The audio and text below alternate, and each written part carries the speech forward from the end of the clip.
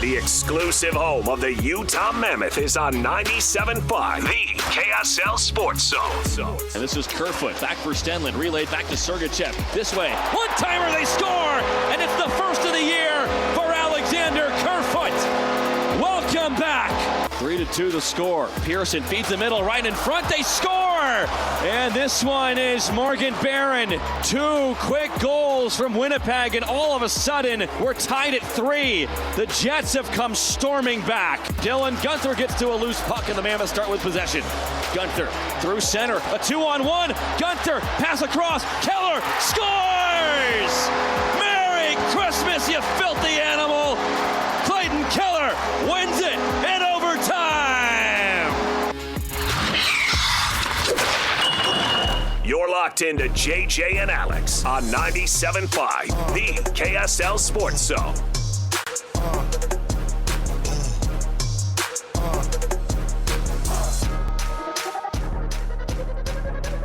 Welcome back, everybody. JJ and Alex, 97.5, the KSL Sports Zone. Alex, Kirry, Jeremiah, Jensen, thanks for being with us on a balmy Christmas Eve? It's all those Eves in front of it. Just a few more days till Christmas, so get your stuff done. If you're out and about, congratulations. You still have a lot more to do. Just letting you know. Kids are getting antsy. They can't wait. And you think you're done with the shopping. Oh, no. You'll be out on the 24th doing something. There's an in-law you forgot. You'll get a panicked text from your significant other saying, I forgot this, or, oh, no, we got to get that. Hey, it's up to you now. It's up to you to solve that problem before Christmas comes. Well, the worst text you could ever get during this time of the year, the next couple of days, starts with, could you go to Costco you lost me at Costco. Don't get me wrong, love our friends at Costco, but Costco on those days, no thank you. Our program at this hour brought to you by the good folks at the Doug Smith brand of dealerships in American Fork, Spanish Fork, and in Linden. Nobody knows cars like Doug. Cole Bagley, of course, our Utah Mammoth insider for KSLSports.com, joining you courtesy of the folks at Hercules First Federal Credit Union, growing stronger together. Cole, I was glad how that one ended. It seems like this team gets into overtime and they end very quickly. Sometimes it's the other direction. It's like if somebody gets into that zone in the first 30 seconds, they might score immediately in overtime, and it happened against one of the best goaltenders in all of the land, and Connor Hellebuck, and the Jets end up going home without those 2 points, the 2 points that the Mammoth needed, and they got it last night. Your reaction to that one as you watched it live? Yeah, I mean, possession is 9/10 of the law? And, you know, in the National Hockey League, when you go to overtime, it's all about winning the faceoff, you know, especially that initial faceoff. And that's why, you know, they've got their specialist out there, Kevin Stenlund. He does a beautiful job, you know, winning that, and, you know, Guenther helping out there, and then Keller jumps over the boards. And, you know, they needed that win really, really badly. You know, it pushed them back up into the second wild card spot. And I think just from a lot of different angles, you know, to beat, you know, a Winnipeg Jets team that just got Connor Hellebuck back, to have Keller have the game that he did with 2 points, a goal and an assist, for him to get the overtime winner. You know, when we asked Keller about it last night, you know, he said that him and Guenther were talking about what they wanted to do when they took the ice, and that was to come at them with a lot of speed, and that's exactly what they did. You know, Guenther won the puck, Keller jumped the boards and switched for Stenlund, and they attacked with speed, got the 2-on-1, and just a beautiful shot. You know, Keller threading the needle on that one to beat arguably the best goaltender in the world, and, you know, claim 2 critical points, because right now, you know, the goal, the short-term goal is to just stay alive, stay in the race, you know, stay within about 3, 4, 5 points of that wild card spot. And right now they're in a wild card spot. So, yeah, a tough kind of letdown over about 5 minutes in the third period, but they responded appropriately, and they came out, you know, with their heads on fire in overtime and got the 2 points. Look, it feels a lot different since they won, and the excitement and the thrill of the way it ended is all great. But I think it's important that we go look back and say, okay, what was the letdown for? What happened in that third quarter, Cole, that led to that? Because that's something that, you know, we talk about with this team, and like, sometimes there are those moments where it feels like, I don't know, things kind of slip or the intensity goes away. What's your diagnosis of what happened in that third? And I'm sure that they're discussing that in their meetings and in their locker room. Yeah, I mean, the word that Andre Tourigny used in his postgame was they got too conservative, and that's exactly what took place. For 55 minutes of that hockey game, 55 minutes and 14 seconds, I think, into the overtime, Utah dominated every inch of ice, and that was evident, especially in the offensive zone, where they were winning battles. They weren't just turning the puck over, they weren't just dumping and chasing, but they were dumping, and putting the puck deep. They were going in, they're getting to the dirty areas, they were winning pucks in the corners, and from there they were able to kind of set up their offense and facilitate. And they put a lot of pressure on Winnipeg. I mean, they were generating a lot of grade A scoring chances, and that's why they jumped out to a quick 2-0 lead, and I believe they went up 3-0, and it just felt like Utah was absolutely the dominant force, and they were until about the 5-6 minute mark in the third period. That's when they got too conservative. And you could kind of feel it coming. I'd say that around the 8 to 9 minute mark is when they started to go too conservative. Instead of attacking and building on their lead, they kind of backed off and tried to defend it. And that usually is the worst thing you can do in the NHL, is just try to defend a lead, especially a 2-goal lead. As we saw last night, the game can flip on its head immediately. Two goal leads can evaporate in a matter of seconds. And instead of attacking, they packed into the defensive zone. As Krause kind of explained, look, we just kept chipping pucks out, and when we were doing that, we were giving it right back to them, and they couldn't get changes. And so, a minute and 32 minutes goes by. That's a long time to be on the ice, especially when the Jets are just, moving the puck swiftly around the zone and creating open space. And that's how they got scored on, twice in about, I believe, 15 seconds. And, game was tied up. And so that's really where the letdown came from. And as Krause kind of continued, he said, look, we needed to find a big moment, a big play. And that's exactly right. If they would have finished off, some of their chances previously, or really pushed the pace and gone up by 3 goals, well, that more or less kind of puts the game out of reach. But, they let Winnipeg hang around, and, obviously they took advantage. You had one of the best lines in the National Hockey League as the Jets' top line, and, they scored quickly and tied things up. But that big moment came in overtime, and obviously, that's all she wrote. How big of a deal is it to get Alex Kerfoot back? Aside from the veteran presence, he brings some, that potential to be another threat scoring-wise for this team. But he's also one of those guys that's as solid and as smart as it gets on the ice, and I would imagine that they're pretty excited to get Kerf back. Yeah, of course. I believe he's a Harvard grad, so he's probably, one of the smartest guys on the team. Andre Tourigny jokes that one day they'll all be working for Alexander Kerfoot in some sort of capacity. And, that's a big thing. He obviously sees the ice. He sees the game incredibly well. That was evident in his play last night. He was, really, really helpful. I think he was coming in late on PKs. He had one particular penalty kill where, he blocked a shot out towards the point and was able to clear it. And that, pretty much killed off the rest of the power play for Winnipeg. But I think where the most value for him is, like you talk about, he's a veteran presence. And, a lot of the veteran leadership and experience on this team has been coming from the blue line. Guys like, Ian Cole and John Marino and Sean Dursey. They haven't really had a veteran voice, a veteran presence amongst their forwards. And so I think that's where Kerfoot, really is most welcomed back, is, his knowledge of the game, his voice, how he sees it, and just the ability to put his foot down at times and say, okay, guys, like we're not playing particularly well in this area. Let's go ahead and fix that. And again, going back on what Krause's post game last night, that's kind of what he said is, look, we love having him back because he's really smart. He's really talented, but his voice, I think, carries in that locker room. I want to talk about Clayton Keller because obviously somebody needed to step up even more in the absence of one of their best young players who's out with an injury. And it's obviously you look at the captain and say, okay, that's the guy that's gonna have to step up and be more productive. It looks like he has been recently. What's different? What have you noticed about him lately that's led to more productive play and more spirited play from the captain? Yeah, I mean, he's got 4 points over the last 3 games, and in those 3 games, 2 wins, the first one against Detroit, and then obviously last night. against Winnipeg. And I would argue that in those 2 wins, Keller was the best player on the ice on either side. And I think the difference for him, and I had the opportunity to ask Tourney about this last night, is, he was kind of explaining that he feels like Keller's kind of starting to come into his stride this season. And he says the difference is that he's kind of playing mad. He's playing angry. And I think that's evident. It's been a tough year for him. Both from a production standpoint and then, in his personal life, right? Losing his dad, is a tough thing, especially the fact that he kept playing hockey games.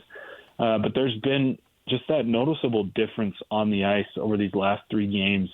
He's more engaged in the offensive zone. He's more engaged on all, he's playing a very complete 200-foot game. He's winning a lot of offensive zone battles. I think for a while there, he kind of went away from that. He'd not necessarily shy away from battling along the boards, but he'd make maybe an effort, and if it wouldn't go his way, he'd end up turning the other direction. But I really paid close attention to him last night and in Detroit as well when I was there, and he was just scrappy. He's smaller, right? Like he's probably one of the smaller players, most nights, but he was very poised. He utilized his stick very well. He won a lot of loose pucks back. His reloads were really good. And I just think I wrote about this last night. I feel like he's one of the best facilitators in the game. His ability to see the ice, every inch of it, to kind of be able to predict where players are going. That assist of JJ Peterka last night was just, I thought the delivery was prettier than the finish. Yeah. He recognized that there were 2 Winnipeg defensemen that were just simply puck watching. He saw Peterka was going to the back door, and he threaded the smallest of windows under Hellebuck's stick to feed Peterka just for an easy tap in. So, yeah, I think a lot of it's attitude.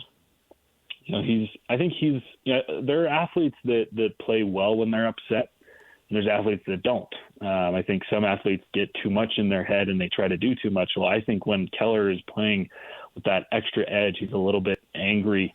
Tourney says he likes when he's unhappy. I think it helps him lock in a little bit more. I think, it's almost adds like a sixth sense to his game, and that's what we've seen over these last 3, and that's why he's got 4 points. And the Mammoth have had 2 wins with, with his name written all over him. The NHL takes a few days off, obviously, around the Christmas holiday, part of the last CBA negotiations, and that means the Mammoth have 1 game tomorrow, and then they'll have another one. They'll have a little bit of a break, and they've played more games than anybody else in the NHL this year, so I think the break will be much welcomed. But they don't get an easy one as they go into the toughest barn in all of hockey, taking on the Avs, and it's such a weird thing to see how far ahead the Avalanche are among everybody across the entire league. They've got they've got 59 points.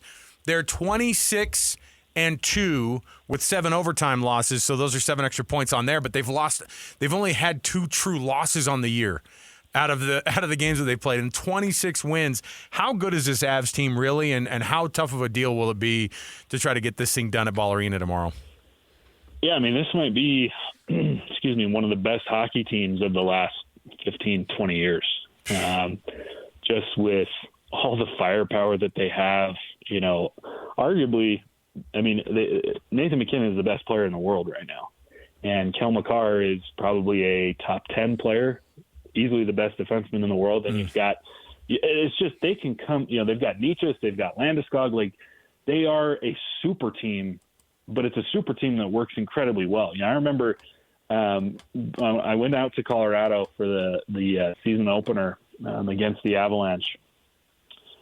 And it was like every offensive shift, you kind of had to hold your breath because the Avs were just threatening to score at any moment. The chemistry for that team is as good as it gets, but they play with so much speed. I mean, you could have a rush one way and suddenly, they're retrieving the puck, they're breaking out, and before you can blink, they're behind you, and it's a 2-on-1 situation, with the puck on McKinnon's stick. And then, if you can't let them have offensive zone time because they will break you down, and they're so good at puck retrievals. Gabriel Landeskog is just, I think he's overlooked in terms of how impactful his game can be. You know, he's the captain over there, and you know, he just battles and he wins pucks back for Makar and McKinnon, and they go to work, and it's tough. But I think, you know, the good news is, you know, Utah pushed Colorado in that home opener. I think it was the game was decided by just a goal or two, and then you know, of those two regulation losses, you know, Utah owns one of those, and so, you know, it would be a huge victory for Utah, I think, to just even get a point in Colorado tomorrow. But if they can somehow find a way to win, that would be a lot of momentum going into this break, right? Like right now they're in a second wild card position. If they can pick up 2 points, they'll probably stay there through, you know, these next few days. And, you know, that would just be a big thing for morale, but it's going to take near perfection, right? I mean, this is, like I said, this is one of the best teams that I've watched over the last 15, 20 years. So, yeah, it's a tough thing. It's a tall task to beat the Avs right now. It'd be more than a signature win. It'd be just, I mean, especially to go into a break like that too, and they need the rest. And man, that would be huge for Bear as well, because I know that I was telling JJ I'm watching this thing last night, and as soon as that third goal was scored by the Jets to even it up at 3-3, they went straight to Bear on the bench, and you're like, oh boy, like that's a lot of pressure, and the TV guys know it. They're all, get that camera on the coach, because this is one where people are going to be like, because the Boo Birds come out, you know, all that. It was such a deflating moment, and so I think be able to get a reset like that, and like you said, even if they got them to overtime and stole a point somehow, that would be an amazing way to do it. Cole, we wish you the happiest of holidays and Merry Christmas, man, and we'll chat with you after the break, and have fun watching this one tomorrow night as well, and we'll keep our eyes peeled for this Mammoth team as they come out of the break as well. Thanks for hanging, man.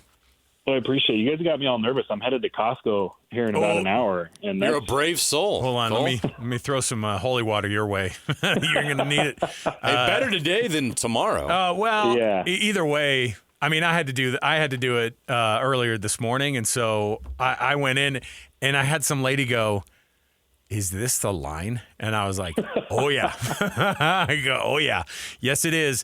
And people are on edge already, like the fighting over parking spots and stuff.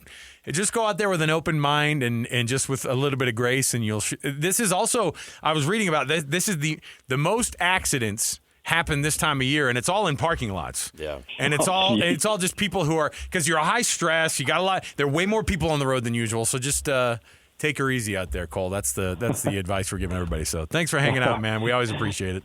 Thanks, guys. We'll chat soon. There you go. Cole Bagley, everybody.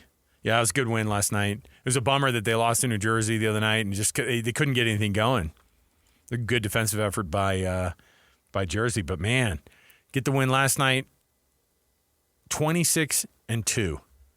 It's unbelievable. I'm looking at the standings. They're so far ahead of everybody. They have 59 points. So the top team right now in the East, just to give you perspective, the number one team in the East is the Carolina Hurricanes. They only have 47 points. I say only. They have 47 points, which is significant.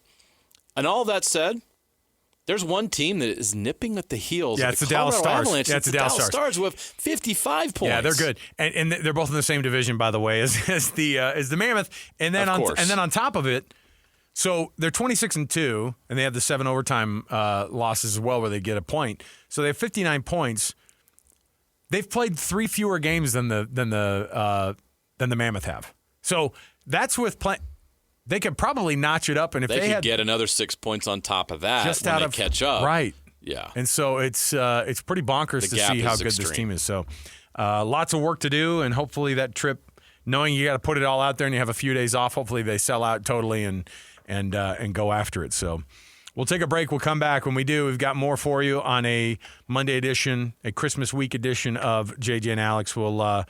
We'll come back around. We've got some audio from the NFL and our NFL Blitz, our locals, of course, that JJ and the folks on KSL TV just do such a good job.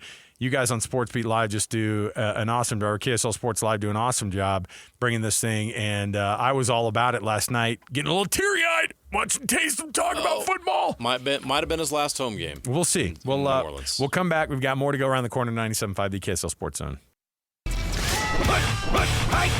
All the latest news and notes from the league and the locals in the NFL. JJ and Alex bring you the NFL Blitz on 97.5, the KSL Sports Zone. Welcome back. It is JJ and Alex, 97.5 the KSL Sports Zone. Hope you're enjoying the warm weather out there as we get you ready for Christmas in a couple of days. Yes, it's almost 70 degrees in Salt Lake City. Very weird, but hey, you know. That's a good weird. It is. I welcome it. There's that part of me, though, that goes. A little concerned about the snowpack, though. Always thinking about the snowpack. I have 2 kids with ski passes. That's not an insignificant buy when you do it in September. It's not. And it's an investment. But to their credit, they've gone up a couple of times, and it's not been great, but they've been up there. And I'm forcing them to keep going up there. You're taking that ski bus and you're going up there and you're going to have a dang good time. I'm going to get my money's worth. Yeah, I'm worried about the ski resorts, worried about the snowpack, want to make sure we have enough moisture. Oh, boy. You're gonna pass out some refreshments before we enjoy the moisture or what? We can't have refreshments without moisture. All right. NFL Blitz, of course. You can nominate the U Sports volunteer that you know for the Hercules Hero of the Week program. Submit that nomination, KSLSports.com/contest.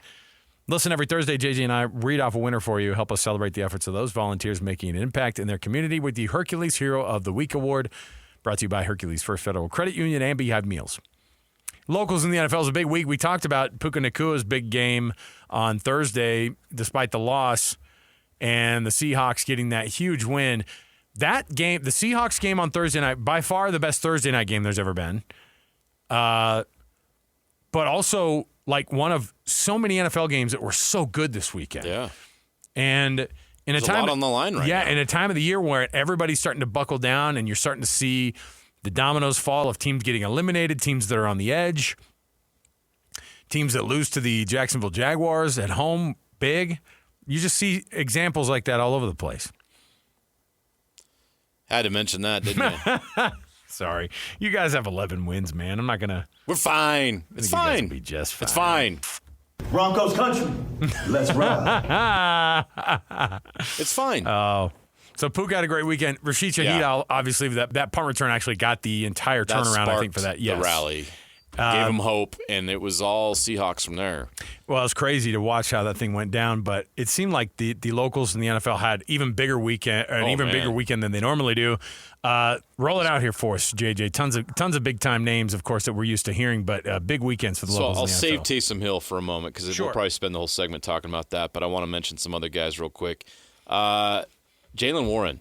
That was a big game for the Steelers yesterday against the Lions. Basically, the Steelers have knocked the Lions out of the playoffs. Unless the Packers have a total collapse down the stretch, the Detroit Lions are going to miss the playoffs.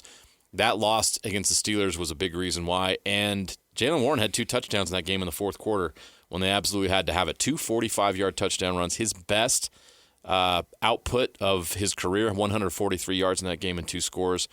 Bobby Wagner on Saturday.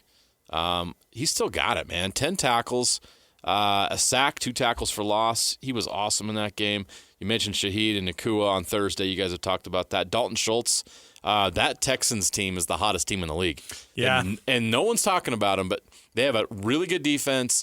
I know offensively it's hard to trust right now, but Dalton Schultz has touchdowns in back-to-back games, and the Houston Texans are the hottest team in the NFL based on their 7-game win streak currently. And what did they start the season off as? It was same kind of thing. It was like 2-5. They 1-4, 2-5. Yeah, it was bad. And you had the Ravens have had a similar turnaround, although they lost last night. But it was, you've had a couple of teams who are defying those pretty high odds or those low odds to be able to make the playoffs after you start a season like that. And the Texans are.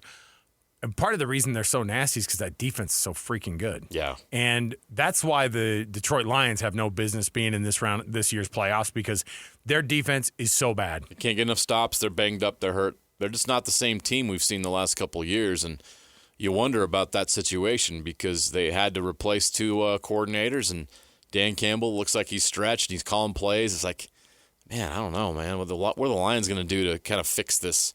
Because the Bears have emerged as a force. Do we owe an apology to Caleb Williams? Oh, of course. I didn't buy the Bears all season. Now I'm sold now. They went into Philly and won. They just beat the Packers when, everybody, all the Packers had to do was recover that onside kick. And Caleb Williams threw one of the best balls you will ever see. That touchdown in overtime, you can't defend that. That is one of the best throws I've seen, especially in a situation like that. That's what Caleb Williams. I know people around here have their feelings about Caleb because of the Utah rivalry with USC and everything that went down during that time and what he put on his fingernails. But that dude is the dude. He's good. He won a Heisman for a reason. He was the number one pick for a reason. And you know how hard it is to be an elite quarterback in Chicago? They've never had an all-pro quarterback. You'd have to go way back to like the 50s or Sid Gilman or something like that. Well, their quarterbacks go there to die, and just like we thought. Ben Johnson took on the challenge, and Caleb Williams is stepping up, and the Bears are a force. Yeah, just like we thought. At the end of the year, we're like, watch out for Sam Darnold and the Seahawks and Caleb Williams and the Bears in the playoffs. How about Trevor Lawrence and the Jags? I know. Do you owe Liam Cohen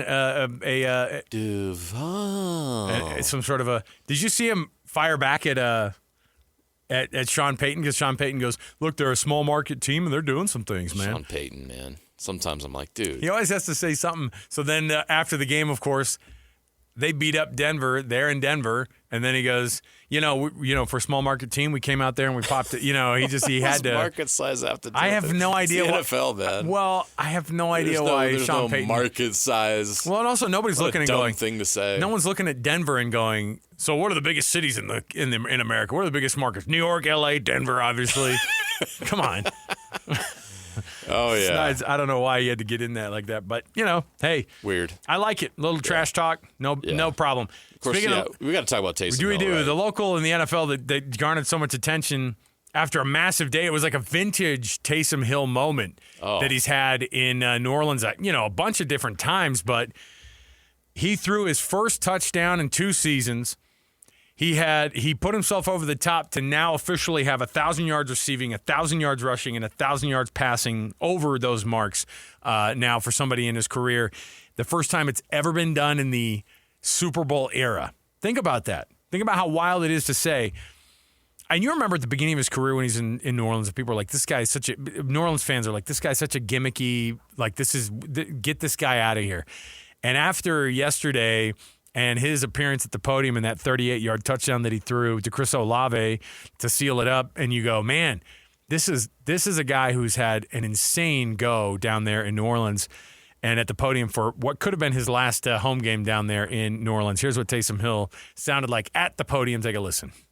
My wife asked me that this morning. Excuse me. And I didn't really feel any type of way this morning, but as I was driving to the stadium today, you start to think about the last 9 years and what it's meant to me and my family and the city and stuff. So I think for me personally, you just try to take it all in, We had a great experience here tonight, and I don't know what the future holds for me. But it was a special day for me and the family. 35 years old, JJ. What does the future hold for Taysom Hill, who goes from an undrafted free agent, cut by the Packers, gets picked up by the Saints, and then he's turned into this? It's been a phenomenal run. Yeah, and this is recovering from a very serious injury. This has not been the dynamic season that he's had in the past, but to have that type of production in what was likely his final game as a New Orleans Saint at the Superdome was pretty special. And you could see the emotion that he had there, and for good reason, because he has an improbable career. He's done something that no other player's ever done in NFL history. He's a unicorn. He's unique in so many different ways. And it's not just 1,000 in each of those. It was like 2,500 passing, 2,500 rushing, and just got over the 1,000-yard mark in receiving. He's been ultra productive in all 3 of those areas, which is something no player in NFL history has ever done. And people start asking, because you've done something that no one's ever done, can you make the Hall of Fame? And the tough answer to that is he may not even be eligible. because he's never had a Pro Bowl or All-Pro nod. So how do you put somebody in the Hall of Fame that's never done those things? Who sort that out. But contributions to the game. The fact that kind of a nice little honorary. How do you assess his career? I don't know. Because it's one of a kind. Yeah. And that's a tribute to him. When he could have let his ego get in the way and saying, you know what, if I'm not going to play quarterback, I'm not going to play. This is one of the best athletes I've ever met in my life. I mean that. Like, he is a freak. Well, we've watched him in person. We've covered him in person. And he's had to overcome watch, much adversity along the way, and he did so. He's had so many injuries, and he's come back the same or better every time. So how many more times can he overcome an injury? I don't know, but you look back on his entire athletic career, going all the way back to high school, and what he's done is just remarkable. And if that was the end, if this is it, then you just tip your cap and say he's just one of the all-time great athletes. And you'll let everybody else decide what the rules are and with all that with the Hall of Fame. That's an interesting discussion. But the fact that people are even having that as a tribute to him, taking a situation that would have been seen as undesirable and turning it into something special. Well, and kudos to Sean Payton, who we were just making fun of earlier. Like, that's a guy who extracted every bit of talent out of a guy he saw talent in. And he used him how people said guys can't be used in the NFL. And to the credit of Sean Payton, I mean, Sean Payton, it's his mastermind that allowed Taysom Hill to go, hey, why don't we just figure it out? And maybe Denver's a spot where he lands next year for one last run in the NFL. I hope that's the case. It'd be fun as a Broncos fan to see him there. Does he have one more year left in him on a contender? There was part of me that was hoping, Rashid Shaheed, when I ended up going out the door at New Orleans. Yeah. There's that thought where you go. Oh, there was discussion before the trade deadline. Because if Denver picked him up and added some interesting wrinkle into an offense that's already rolling, I bet they didn't want to disrupt anything, but Taysom's not the kind of guy. He's only additive. Like, right. He's not going to come in and ruin the vibe. I think what would happen is that it takes a little bit more of practice in a training camp to kind of get what number 7 does under the belt of an offense of a really young quarterback and see how it goes. But I could see him going there for a year, maybe 2. Why not? I'd love to see him go out on a contender. Yeah, look, as a 30, make a run. So 35-year-old, he's way past the running back prime, okay? But 35-year-old's kind of like, kind of nice veteran tight end. And it's a young quarterback. Let's go. You're not playing every snap. I know. As long as he's healthy, and I think that's the biggest question. Look, the guy's still 6'2", 240, and runs like a deer. 4.5, Yep. And so that's why that freak of an athlete can get it done. All right, we'll take a break. We'll come back. Man, I was looking at the NFL standings, by the way. That the divisions you don't want to be a part of right now. The AFC West is tough. I mean, I'm saying between the Broncos and the Chargers, those are 2 really, really good teams. But you think about the jam-packed mess that it is in the NFC South, but the NFC West, a 12-win team Seahawks, an 11-win team Rams, and a 10-win team 49ers. They could become an 11-win team tonight with a win. Yeah, and all those teams, by the way, have 3 teams with 11 or more wins by the end of the night. They've all 3 of them have already punched their tickets to the to the playoffs. So it's a crazy thing to think of how good those teams have gotten, and then you've got teams that you're scratching your head over. Not the least of which are the Chiefs. The Colts, who had such a great start. Who knows what the end of their season is going to look like? Daniel Jones is in a scooter, so just do the math. It's probably not going to end well. Lions have been disappointing. Commanders, oof. Shadur. He's had a great year for the Browns. All right, we'll take a break. We'll come back. We've got more around the corner. We've got a sucks to be you, don't we? People who it currently sucks to be in the world of sports. Plus Riley Nelson, former BYU quarterback. He's going to jump on the program. You know why? He was the last quarterback, I think. No, he wasn't. He was the last quarterback to at least go to South Bend and play this Notre Dame team. So we'll chat with Riley Nelson next on the heel of the news that the BYU Cougars and the Notre Dame Fighting Irish have signed up for a home-and-home series for next year and the year after. Awesome news this weekend for BYU fans who were able to see that one get done. So stay right here with us. 97.5 EKSL Sports Zone. Basking in the sports misfortune of others to help make you feel just a little bit better about yourself. As JJ and Alex present, yes, we got beat. We got beat badly. It Sucks to Be You. Was this on the original? Was this on the original Tony Hawk? It feels like I could feel myself like making some jumps happen on this with this music in the background. It could be, yeah. It's the Descendants, so it would. It fits in that vibe. And you, by the way, that's like a. I remember being like, I got to get this soundtrack, and then they did at some point. They put out the like Tony Hawk 2 on the PlayStation soundtrack. So yeah, maybe it's on there. I don't know. It at least sounds like it belongs there. Sucks to be you. These are the people it currently sucks to be in all of the world of sports. Hey, they broke out the brooms and the mops. They're trying to clean up a mess on aisle 3 at Michigan. Ew. Biff Poggi, who's the interim head coach. Speaking of cleaning up, This guy, I don't know what to think about him. Well, one, he's angling for the job. Yeah. But also, he's been allergic there. to sleeves. He does not. Yeah, he doesn't like sleeves, but he also has like your aunt's arms. You know what I mean? Like he's not. Oh. You got some Relief Society arms going. Yeah, I was going to let you say Relief Society arms on the air. I wasn't going to say it. He's pointing it out. He's got a little jiggle going on from underneath. You're like, hey, Poggi, with a last name like Poggi, you don't need arms like that. All right? So Biff Poggi, the interim head coach at Michigan, had this to say about cleaning up the act there at Michigan. It has been 5 years of, let's just call it what it is, a malfunctioning organization where there's something every year. And I know that what the athletic director has made very clear, he doesn't want any more of that. And so if I am named the coach, which again, I don't know if I am, but there will be a massive self-examination of what happens in this building. And you can expect a lot of changes. Yeah, you should.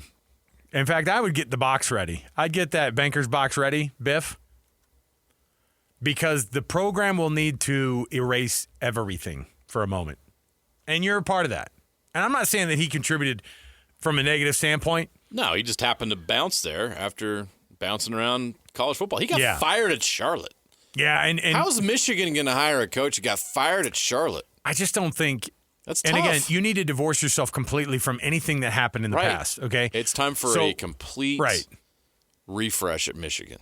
So, on top of all this, over the weekend, so think about the mess, right? You think about the Jim Harbaugh potential cheating scandal, the Connor Stallions documentary comes out, everyone's like, man, this is a mess. You got suspensions that go along with all that stuff. Sharon Moore comes in as the interim, does a good job, ends up getting the gig. The stuff goes down with him. He has to serve another suspension as well. That was part of that. That was part of the cheating scandal, and then his scandal somehow becomes even more weird and more sordid and more disgusting, allegedly, than any of the other stuff going on there. And then, of course, you have over the weekend the ex-Michigan assistant Matt Weiss. This is the guy. Don't forget about Matt Weiss. Okay, this is the guy who was caught hacking into student accounts, primarily female student athletes, to the tune of almost 15,000 different accounts that he was able to have access to. Okay, and then in those accounts, he decides that a dozen or so of them, he wants to get into the cloud account of theirs and dip into some of their private pictures and whatever. So do with that what you will. But the FBI charged him with computer crimes, and then he's gotten hit with multiple stealing identity charges. Well, stealing identity, like basically going in and pretending you're somebody else and he did it at the Michigan football facilities. Don't these guys have jobs?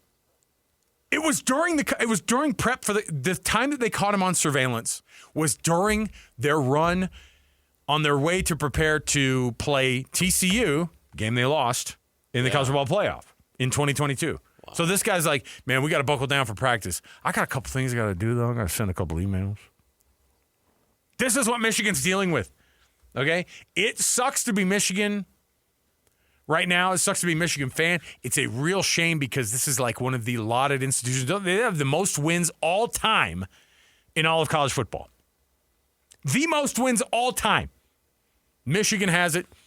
So they're the gold standard of, we saw this happen with Penn State, a version of it, right? The mighty falling. And you're going to have to see a complete refresh, and Biff Poggi, you're probably not going to be a part of it because I think it would be a lot of the same. You got to have somebody clean it up, and I don't think it's Kyle Whittingham, by the way. Sorry to burst your bubble. Like he's going to want to come in and babysit a program instead of just go right in and try to win. Well, it's ridiculous. I'll say this, though. It's still Michigan, and you already have elite players on the roster. I get it. So you could win there. Hey, it's that time of the week also for us to be able to roll out the Rocky Mountain Chevy Dealers Play of the Weekend. As given out by DJ and PK this morning, they gave out their Play of the Weekend. You can decipher what it was, or you can say, hey, I was listening during that time. Give us a call right now, and you get yourself a $20 Amazon gift card for your troubles. 801-575-ZONE. That's 801-575-ZONE. 801-575-9663. Tell us what it is. I'll give you a clue. We already talked about this young man who's not so young anymore and an amazing play that he had. So we'll take a break. More to go. 97.5 VKSL Sports Zone. Riley Nelson next.